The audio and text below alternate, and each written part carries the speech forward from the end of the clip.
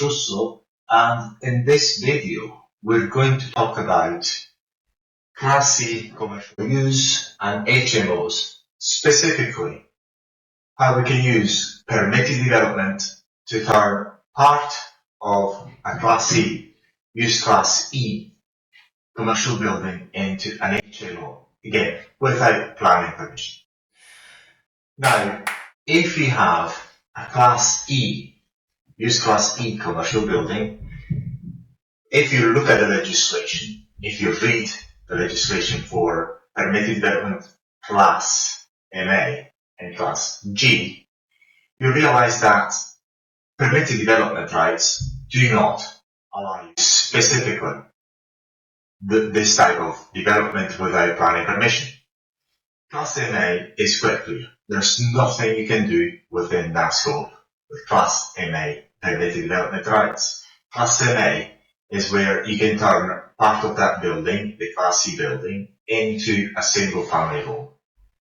The permitted development right, which is called Class G, and that maybe is going to help you turn part of the building, the commercial building, into an HMO.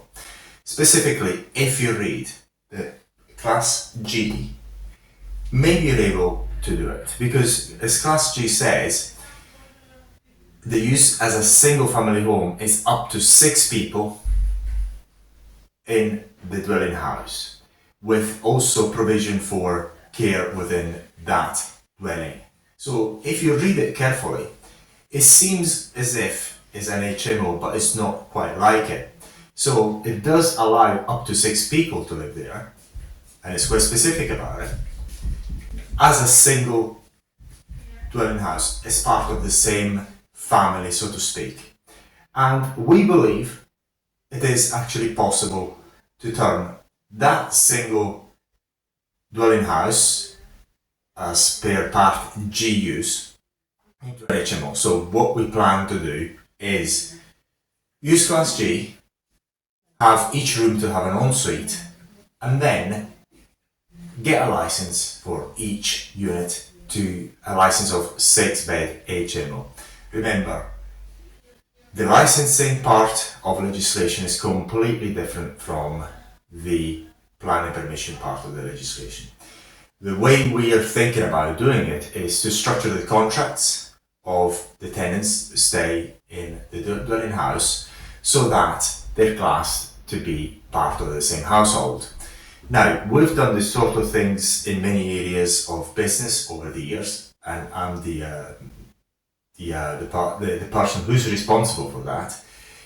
And we've done it with many products. What we usually do, we stress test what we're trying to do. So what we do is we look at the legislation, see what happened in the past, court cases and whatnot.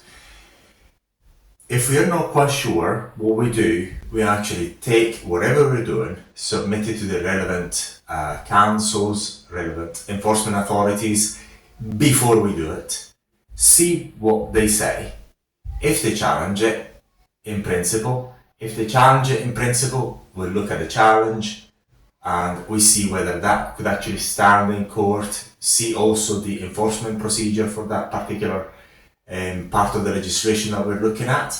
And then once we risk assess the situation, we decide to either go ahead or not. At the moment, as things stand, we think it's possible. We haven't actually made our mind yet as whether we're going to do it or not.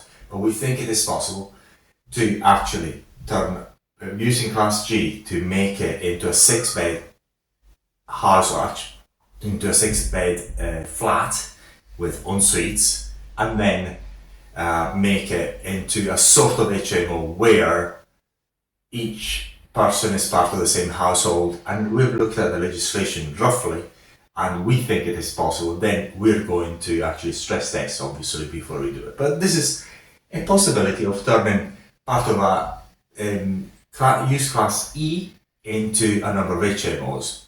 But again, if you look at the legislation, it's not actually specifically permitted, but we think that since it's something quite new and not many people have used it, it's still to be stress tested. And in our case, for the building I acquired, and I'd like to actually use that for, we think that in the very worst case scenario, we're going to be able to let profitably that unit anyway, because as you see in the legislation as Class G, it allows you to have care inside that particular unit, care for the residents, and that could become a care home or something of the sort, which is a lot of demand in the area where we actually got this building. So Andreas Russo here. We hope that this video has been useful to you.